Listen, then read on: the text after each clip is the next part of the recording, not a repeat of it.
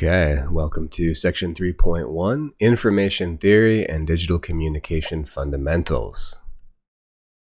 This is from the book Real-Time Computing for Mechanical Engineers by Piccone, Garbini, and Devine. I'm Dr. Piccone. Check it out at the MIT Press website or rtcbook.org, the companion website for the book.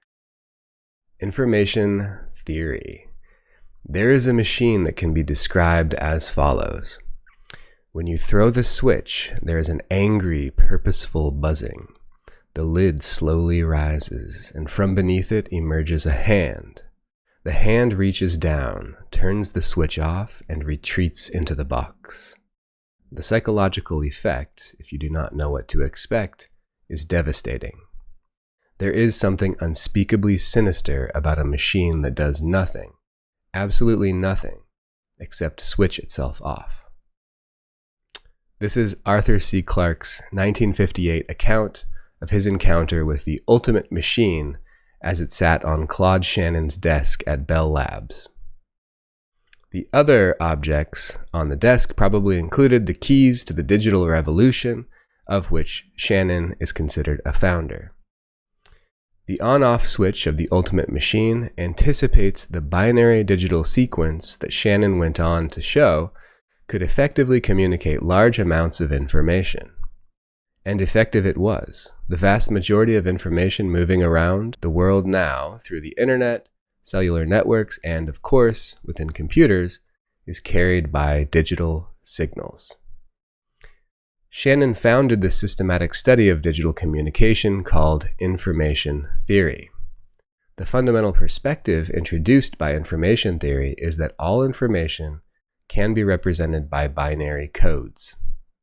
As we have seen, a bit of information can have a value of 0 or 1, which allows one to represent a difference, true or false, here or there, this or that. Information represented in binary is said to be digital. Digital communication. Digital communication is the sending of information in digital form from a transmitter to a receiver through a communication channel, the medium of transmission. Common channels include electrical signals on wires, electromagnetic waves through the air and space, and light pulses through fiber optic cables. The figure gives an overview of the elements of digital communication. An information source, which is here, is converted to a sequence of bits by a source encoder. So here's the source encoder.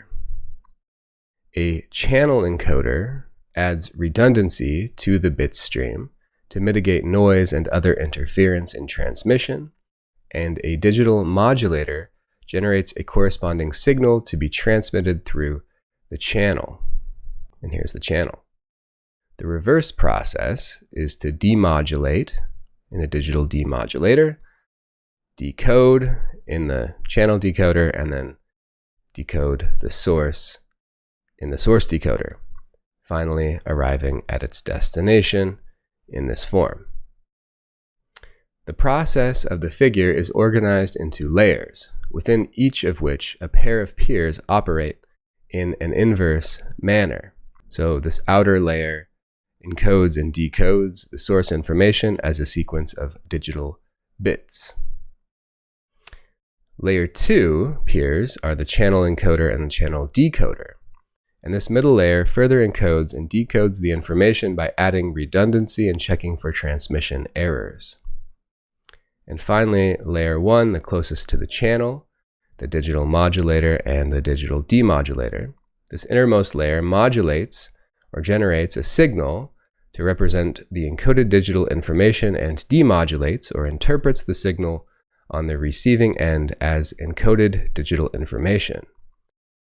In the rest of this section, we will examine each layer in turn and then conclude with an examination of the communication channel itself, right here. Okay, so let's look at each of these layers in more detail. First, layer 3, source encoding and decoding. The process of generating a binary representation of an information source is called source encoding. The source information can be digital or analog. Examples include digital data stored in a computer, values of a sensor reading, and analog audio recordings. The method of source encoding is highly dependent on the form of information. A digital source may undergo encoding to minimize the amount of information to be conveyed. For instance, digital video is often compressed or encoded for streaming playback. An analog source of continuously varying values is converted to digital information through a process called digital to analog conversion, which is described in detail in Chapter 6 of the book. The peer of the source encoder is the source decoder. So we have the source encoder, the source decoder. The decoder attempts to reconstruct the source information. The fidelity of the decoded information varies due to the limitations of the communication system, such as lossy encoding, maybe not all the information is still there, distortion from the channel, or noise introduced in the channel as well. Layer 2, channel encoding and decoding. The communication channel is never perfect. Even without interference and distortion, there is a process that always partially corrupts information traveling through a channel: random noise.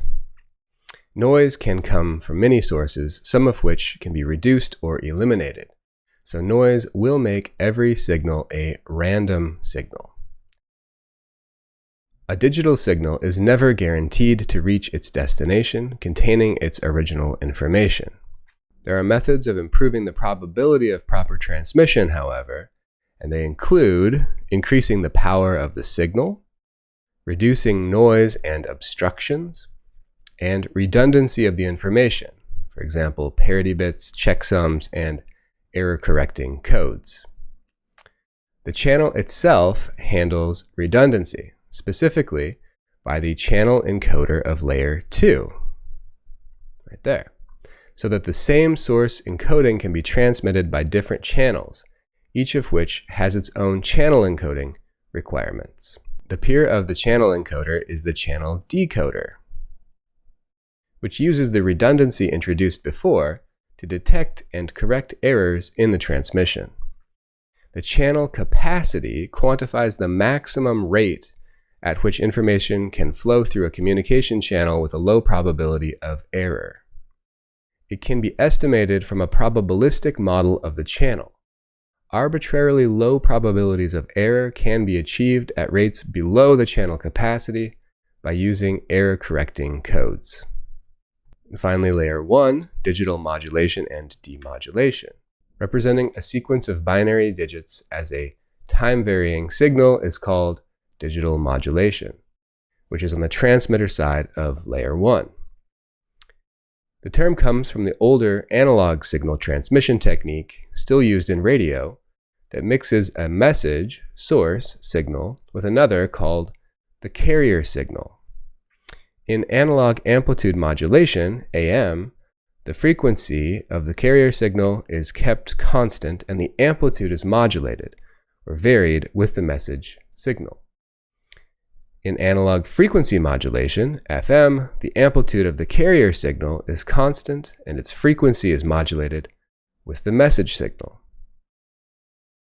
The most basic digital modulation method is to convert a stream of bits to a two-value continuous signal. This method does not require a modulation signal. For instance, a 1-bit can be transmitted with a steady 5 volts and a 0-bit with a steady 0 volts. That is, the transmitted signal simply switches between high and low voltage, as shown in the top trace of figure 3.2, which is shown here. So we've got a 1-bit represented with a high voltage and a 0-bit represented with a low voltage. So 1, 1, high, high, 0, low, 1, high, etc.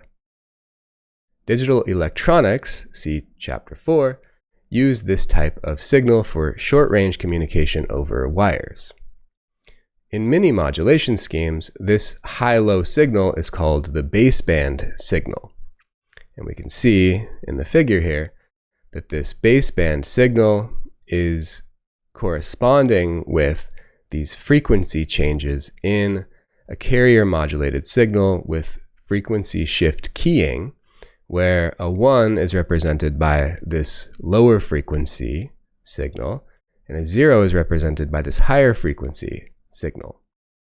So when the signal is at lower frequency, we're representing a 1. When the signal is at high frequency, we're representing a 0. This is frequency shift keying modulation, and it uses this baseband signal, which is just high and low. So those are the basics of digital modulation and demodulation. A little bit more about digital modulation. Beyond the conversion of a sequence of bits to a signal for transmission, the main reason for modulation is that a channel has its own dynamic response. A Bode plot can represent the input-output relationship for a dynamic system with respect to the input frequency.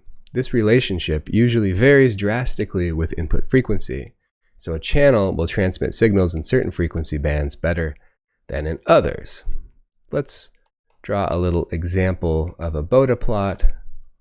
Magnitude, response versus frequency. Say this is 0 dB, and this is angular frequency in radians per second. And we have the magnitude of the transmitted output over input relationship. Maybe we'll use magnitude of h, j omega for the frequency response function. We would see in many channels a frequency response that would maybe have a pass band that's relatively flat, and then a portion of it that has maybe some increase in magnitude, and then a falling off on a log scale at, say, some number of dB per decade. Okay, so this type of channel dynamic would pass through frequencies that are low here just fine without distortion, but at the higher frequencies we would see a reduction in amplitude. So if we had a signal coming through this channel that had some frequencies that were in this pass band and some that were in this band here that gets filtered out primarily, we would see an overall distortion of the signal. Therefore, to increase the performance of our signal, we want to mix our message signal with a carrier signal that lies within a better transmitted band. There are other motivations for modulation as well, such as sharing the same channel for multiple simultaneous transmissions. When a carrier signal is required, digital modulation is similar to analog modulation in that variations of the carrier signal signify the transmitted information. The main difference is that a modulated analog signal signifies continuous values, whereas a modulated digital signal signifies a finite set of symbols, often just 0 and 1. Some features of the carrier signal, such as the frequency and frequency shift keying, as we saw in the previous slide, is varied with the baseband signal. In our target system, communication occurs over short distances through wires, so only basic high-low modulation is necessary, without carrier signals. However, it is important to recognize that the fundamental difference between a sequence of bits and a time-varying signal is bridged by a modulator, even in the case of a simple high-low modulator. So this stream of bits, 0 and 1, still need to be turned into high-low time-varying signal and then demodulated from a high-low signal to a string of bits on the other side. So modulation is required even when we don't need a carrier frequency. Digital demodulation. The signal, having passed through the communication channel and picked up some distortion and noise, will arrive at the receiving end of the transmission where it is demodulated. Demodulation is the conversion of the signal into a sequence of bits, ideally the same sequence that was modulated. Demodulation must be in accordance with the corresponding modulation of the transmitter. If a device has the ability to transmit and receive a modulated signal, it must have a modulator and a demodulator. The conventional name for such a device is a modem, which stands for modulator-demodulator. Finally, channel models. In the communication channel, the signal picks up noise. The simplest useful model of a channel then is that a random noise signal n of t is added to the modulated input signal x of t, such that the output signal y of t of the channel is x of t plus n of t. And we can see over here in the figure that we have a modulated input signal x going into the channel, noise being added in the channel, and on the output we have a noisy signal with the channel output y being the variable representing it. An important probabilistic characteristic of the noise is that it is independent of the input signal. A second common model is to include the dynamic effects of the channel via a linear dynamic system model, usually called a filter in the literature, with transfer function C of S. The model includes both additive noise and dynamic distortion. The filter distorts the signal because it will pass certain frequency bands more than others, as shown in the lower figure. So we see the modulated input coming into the channel. We have the channel dynamics represented by this transfer function, C of S. And we saw a representation of a transfer function as a magnitude Bode plot in one of the previous slides. We drew that, and we saw that some frequencies might be passed better than other frequencies, causing some distortion.